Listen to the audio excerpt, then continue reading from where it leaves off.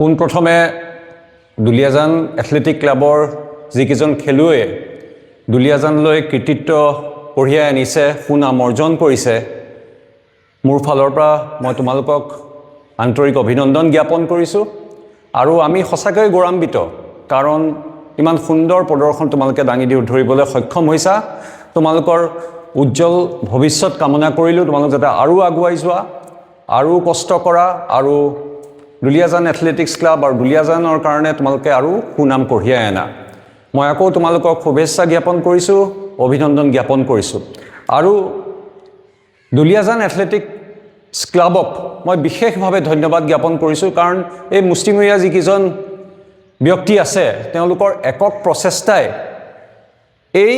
কণমানি শিশুসকলৰ, এই উদীয়মান খেলুৱৈসকলৰ ভৱিষ্যত আৰু উজ্বলাবলৈ যি প্ৰচেষ্টা দাঙি ধৰিছে, একক প্ৰচেষ্টা, সেইটো সঁচাকৈ শলাগিবলগীয়া। কাৰণ আমাক আজিকালি ক্ৰীড়া সংগঠক লাগে আৰু নিস্বাৰ্থভাৱে কাম কৰা ব্যক্তিসকল লাগে, যিটো আমি দেখা পাইছোঁ যে ক্ৰমান্বয়ে সেইটো নোহোৱা হৈ গৈছে। গতিকে যিসকল ব্যক্তিয়ে আগভাগ লৈ আহিছে, আৰু তেওঁলোকৰ কাৰণে তেওঁলোকক এইটোৱে আহ্বান যে আপোনালোকে আৰু উদ্যমেৰে কাম কৰি যাওক। আমি সদায় আছোঁ, দুলিয়াজানবাসী ৰাইজ আপোনালোকৰ লগত আছে, যাতে আৰু খেলুৱৈ আমি উলিয়াব পাৰোঁ আৰু আমি আগুৱাই নিব পাৰোঁ। এজন চিকিৎসক হিচাপে আৰু এজন খেলা ধূলা কৰা ব্যক্তি হিচাপে মই দুটামান পৰামৰ্শ বিশেষকৈ অভিভাৱকসকললৈ আগবঢ়াব বিচাৰিছোঁ। প্ৰথম কথা হ'ল, আমি দেখা পাইছোঁ যে আমাৰ এই অঞ্চলত যিসকল ল'ৰা ছোৱালীক আমি খেলাত আগুৱাই দিওঁ, মোৰ ল'ৰাটোকো মই খেলুৱাত আগুৱাই দিছোঁ, সি টেবুল টেনিছ খেলে। যিসকল ল'ৰা ছোৱালী খেলৰ প্ৰফেশ্যনটো বাছি লৈছে, তেওঁলোকৰ কিন্তু কিছুমান বস্তু সুকীয়া হ'ব লাগে। পঢ়া শুনাৰ উপৰিও যিয়ে খেলক বেছি প্ৰাধান্য দিছে, তেওঁলোকৰ কিছুমান বস্তু সুকীয়া হ'ব লাগে। খেলত কৃতিত্ব অৰ্জন কৰিবলৈ আমাক 4টা বস্তুৰ প্ৰয়োজন। প্ৰথমটো হৈছে অনুশীলন, এক্সাৰচাইজ। সেইটো আপোনালোকে সকলোৱে জানে, সেইটো কোচসকল আছে, মোতকৈ বহু অভিজ্ঞ ব্যক্তি আছে, মই সেইটো ক'ব নাযাওঁ। প্ৰথম হ'ল এক্সাৰচাইজ। দ্বিতীয়টো হ'ল মানসিকতা, একাগ্ৰতা, নিয়মানুৱৰ্তিতা, এই সকলোবোৰ বস্তু লাগিব। তৃতীয়তে হৈছে খাদ্য বা নিউট্ৰিশ্যন, য'ত আমি দেখা পাওঁ যে বহুতৰে অকণমান নহয় অকণমান ক'ৰবাত সচেতন নোহোৱাৰ বাবে আমাৰ ল'ৰা ছোৱালীসকল পিছ পৰি যায়। আৰু 4 নম্বৰটো আটাইতকৈ গুৰুত্বপূৰ্ণ বস্তুটো হৈছে টোপনি। গতিকে মই আকৌ ক'লোঁ, এক্সাৰচাইজ, নিউট্ৰিশ্যন, টোপনি, একাগ্ৰতা। খুব সুন্দৰ কথা। এতিয়া নিউট্ৰিশ্যনৰ কথাটো যেতিয়া আমি পাতোঁ বা যেতিয়া আলোচনা কৰোঁ, বিশেষকৈ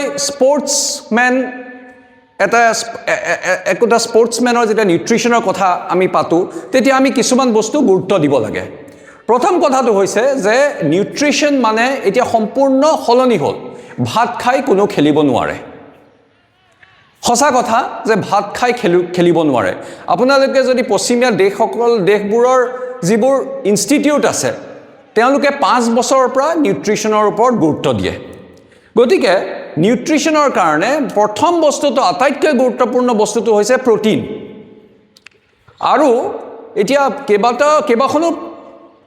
চাইণ্টিফিক জাৰ্নেল পাব্লিছ হৈছে, য'ত এইটো বস্তু স্পষ্টভাৱে উল্লেখ কৰা হৈছে যে আমাৰ ভাৰতবৰ্ষৰ মানুহবোৰে প্ৰ'টিন কমকৈ সেৱন কৰে। এটা কথা আপোনালোকে মনত থ'ব যে আমাৰ ভাৰতবৰ্ষৰ মানুহবোৰৰ পেটটো আগলৈ ওলোৱা, প্ৰায়বাৰৰ, হয়নে? পেটটো আগলৈ ওলোৱা। আৰু আমি এতিয়া বহু মানুহ আমি এতিয়া ডায়েবেটিছৰ কেপিটেল, ৰাজধানী হিচাপে বিশ্বত আমি এইটো খ্যাতি অৰ্জন কৰিছোঁ। কিয়? কাৰণটো কিয়? কাৰণ যোৱা 40-50 বছৰত বা 30-35 বছৰত আমি প্ৰয়োজনতকৈ বেছি কাৰ্বহাইড্ৰেট সেৱন কৰিছোঁ। এতিয়া কথাটো হ'ল যে ল'ৰা ছোৱালীসকল যিসকলে খেলিব, তেওঁলোকৰ কিন্তু সেই ডায়েট প্লেনটো হ'লে নহ'ব। গতিকে আমি প্ৰ'টিনযুক্ত খাদ্যবস্তু তেওঁলোকক দিব লাগিব, আৰু সেইকাৰণে আমি টকা প্ৰ'টিনত খৰচ কৰিব লাগিব, আৰু সেই প্ৰ'টিন উন্নত মানদণ্ডৰ প্ৰ'টিন হ'ব লাগিব। এতিয়া প্ৰ'টিন একোজন খেলুৱৈক কিমান লাগে? একোজন খেলুৱৈক যদি আমি 15 বছৰীয়া কোনোবা এটা ল'ৰা বা এজনী ছোৱালী আছে যাৰ ওজন 50 কেজি তেওঁক দৈনিক 1.3 পৰা 1.7 গ্ৰাম প্ৰটিন লাগে তাৰ মানে প্ৰায় 70 পৰা 80 গ্ৰাম প্ৰটিন প্ৰয়োজন হয় আৰু সেই প্ৰটিন খেলৰ আগত প্ৰি এক্সাৰসাইজ মিল এটা থাকে প্ৰি এক্সাৰসাইজ মিল মানে আপোনালোকে বুজি পাইছে নে তাৰ মানে এক্সাৰসাইজ কৰাৰ আগত এটা খাদ্য হ'ব আৰু এক্সাৰসাইজ কৰাৰ পাছত এটা ৰিকভাৰি খাদ্য হ'ব এতিয়া এক্সাৰসাইজ কৰাৰ আগত যেটো খাদ্য হ'ব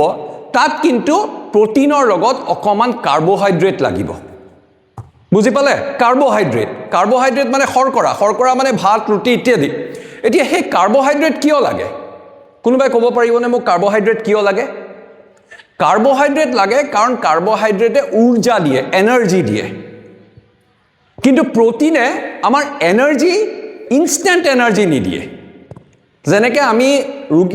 ৰোগীয়া ব্যক্তি এজনক সেলাইন দিলে খপককৈ উঠি যায় বহি যায় আমি যেতিয়া ডেক্সট্ৰছ সেলাইন দিওঁ তেনেকৈ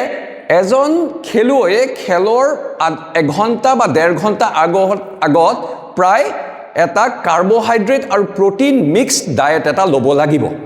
এতিয়া কাৰ্বোহাইড্ৰেট আৰু প্ৰটিন মিক্সড ডায়েট যেতিয়া কওঁ সেইটো কি বুজাম তাৰমানে যদি এজন খেলুৱৈক 15 বছৰীয়া এজনী ছোৱালীক যদি 70 গ্ৰাম প্ৰটিন লাগে তেতিয়াহ'লে প্ৰি এক্সাৰসাইজ টাইপ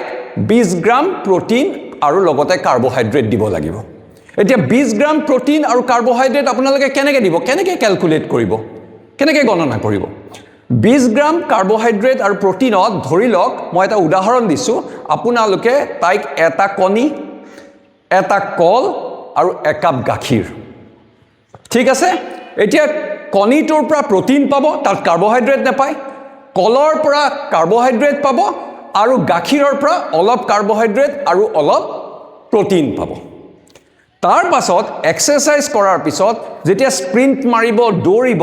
ৰিকভাৰি ফেজত যেতিয়া ঘৰলৈ যাব তাইক আকৌ পোষ্ট এক্সাৰসাইজ এটা তাত কাৰ্বোহাইড্ৰেট প্ৰয়োজন নহয়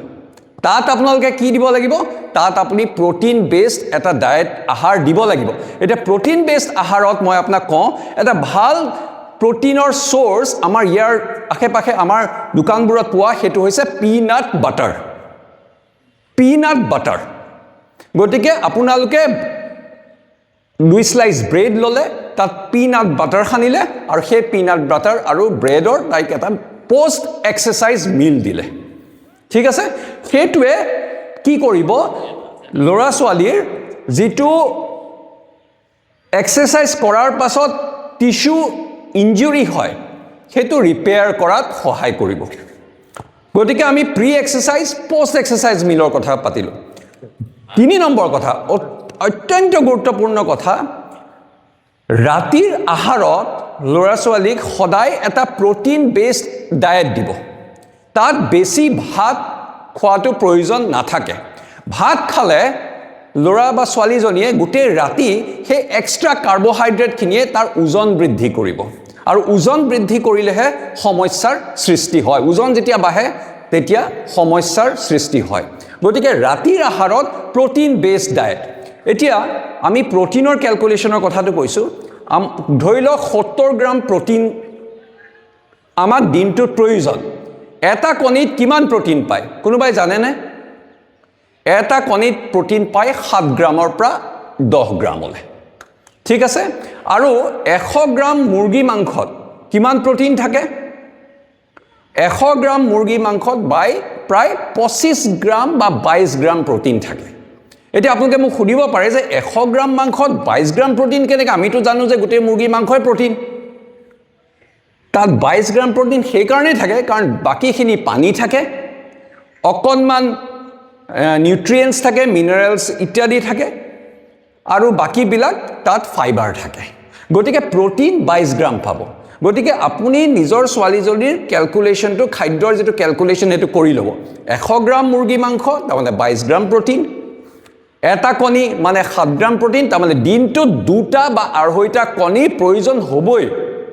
যদি খেলাব বিচাৰিছে দুটা কণী খাব লাগিবই আৰু প্ৰি এক্সাৰসাইজ মই ভাবো যে দুটা কণী অকণমান পিনাট বাটাৰ এক স্লাইচ ব্ৰেডত বা এক কাপ গাখীৰ সেইটোৱে এনাৰ্জিও দিব এই যে বাৰ্ষ্ট কৰে স্প্ৰিণ্ট মাৰোঁতে যোনটো বাৰ্ষ্ট কৰিব লাগে যোনটো স্প্ৰিণ্টিঙত প্ৰথমতে যোনটো হেৰি হয় এনাৰ্জিৰ প্ৰয়োজন হয় সেইটোৱে কাৰ্বহাইড্ৰেটে দিব গতিকে সেই কাৰ্বহাইড্ৰেট আৰু প্ৰটিনৰ ক্যালকুলেশনটো আপোনালোকে কৰিব পাৰে যদি গুগলত মাৰে তেতিয়াহলে গম পাব যে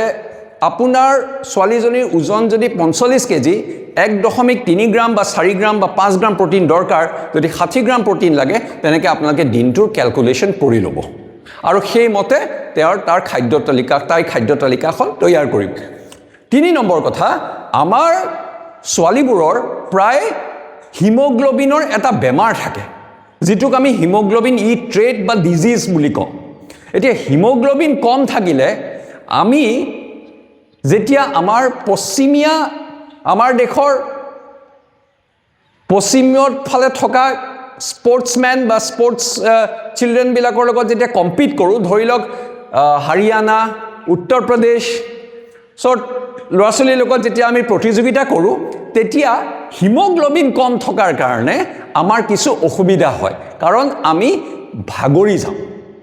গতিকে প্ৰথম কথা হল ছোৱালীজনীক যদি খেলত নমাইছে হিমোগ্লোবিন চেক কৰক আৰু এটো আপোনালোকে চাব লাগিব যে তাইৰ হিমোগ্লোবিন 10তকৈ বেছি যাতে থাকে নহলে কিন্তু হাজাৰ দৌৰাওক তাই দৌৰিব নোৱাৰিব পাৰে যিখিনি দৌৰি থাকে যিখিনি পাৰফৰম্যান্স দি থাকে সেইখিনি ৰিজাৰ্ভ এনাৰ্জিত পাৰফৰম্যান্স দি থাকে ৰিজাৰ্ভ এনাৰ্জি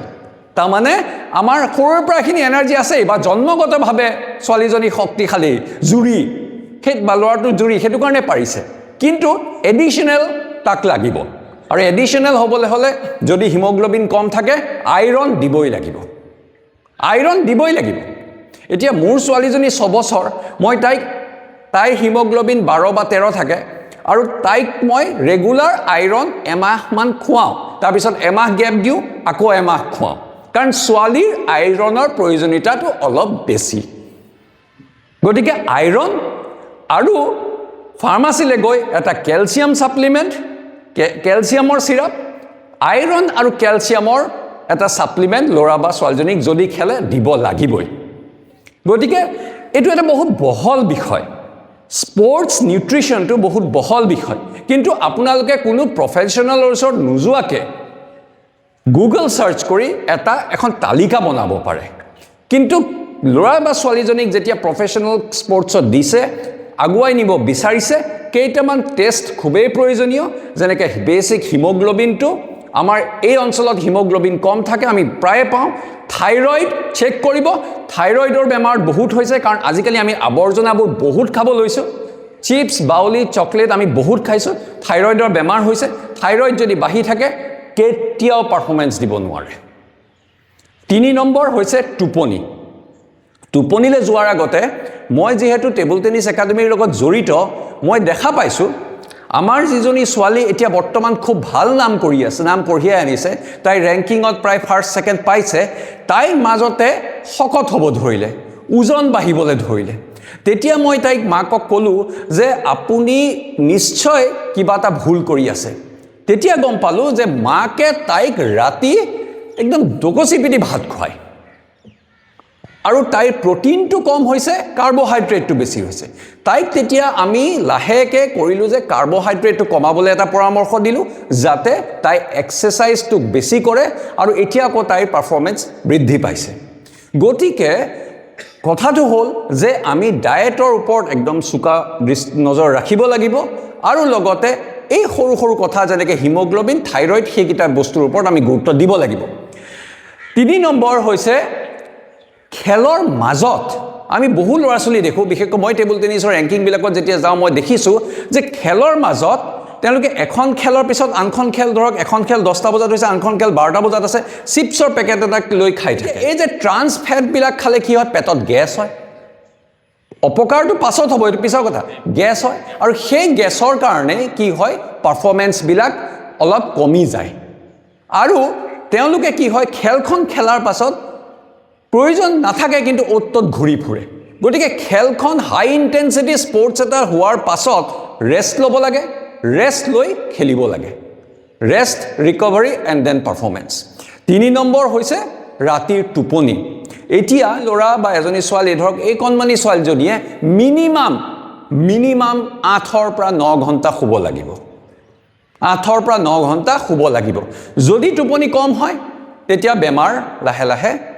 আমাৰ শৰীৰত বেমাৰে দেখা দিব আৰু পাৰফৰ্মেন্স কম হ'ব গতিকে টোপনিৰ ক্ষেত্ৰত আপোনালোকে খুব সজাগ আৰু সচেতন হ'ব আৰু এইটো চাব যাতে আপোনালোকৰ ছোৱালীজনী বা ল'ৰাটোৱে মিনিমাম 9 ঘণ্টা বা 10 ঘণ্টা শুৱে সেইটো আটাইতকৈ গুৰুত্বপূৰ্ণ গতিকে এই যে নিউট্ৰিশ্যন আৰু ৰেষ্ট আৰু ৰিকভাৰী কাৰণ গোটেই ৰিকভাৰীটো দিনটো স্প্ৰিণ্টিং মাৰিলে ফাইবাৰ ইঞ্জুৰি হ'ল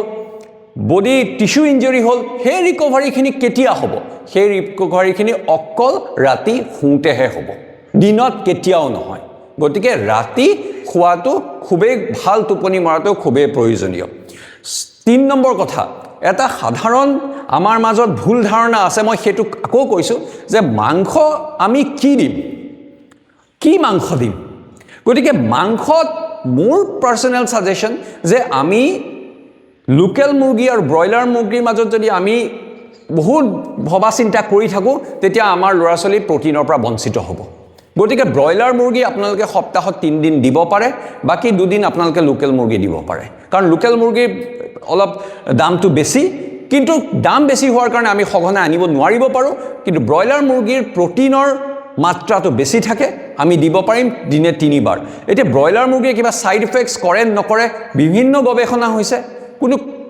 বিভিন্ন থিওৰি ওলাইছে প্ৰমাণ কৰিব পৰা নাই 2 নম্বৰ আজিকালি বজাৰ টফু ওলাইছে টফু গতিকে আপোনালোকে টফু দিব পনীৰ দিব আৰু গাখীৰ খুবেই প্ৰয়োজনীয় গাখীৰ কিন্তু বিশেষকৈ ছোৱালী হলে গাখীৰ দিবই লাগিব আৰু 3 নম্বৰ কথা আইৰন আৰু হিমোগ্লোবিন বঢ়াবলৈ আইৰন পাবলৈ হলে কিন্তু যিবোৰ আমাৰ গছ-গছনিৰ পৰা পোৱা আইৰন যেনেকৈ ধৰক কোনোবাই কয় যে কল পচলা খালে আইৰন বাঢ়ে কল পচলা খালে আইৰন বাঢ়ে কিন্তু আইৰন বৃদ্ধি কৰিবলৈ হলে আমাক লাগিব মাংসৰ লিভাৰ আমাক লাগিব কণী আমাক লাগিব যোনবিলাক পাচলি যোনবিলাক আমি এই কলিফ্লাৱাৰ তাৰমানে ফুলকবি ব্ৰকলি সেইবিলাক দিলে আইৰন বৃদ্ধি পাব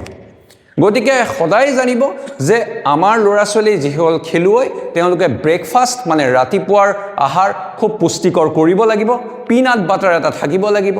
গাখীৰ থাকিব লাগিব কণী দিনটোত 2টা বা 3টা প্ৰয়োজন হ'ব আৰু ঠিক তেনেকৈ মাছ আৰু মাংস প্ৰয়োজন হ'ব আৰু আমাক অলপ এক্সট্ৰা প্ৰয়োজন হয় কাৰণ এই অঞ্চলত আমাৰ হিমোগ্লোবিনৰ বেমাৰ বহুতৰে থাকে গতিকে এইটো এটা বহল বিষয় ইতিমধ্যে আন্ধাৰ হ'ব ধৰিছে মই আৰু বেছি নকওঁ পিছত আকৌ আলোচনা কৰিম কিন্তু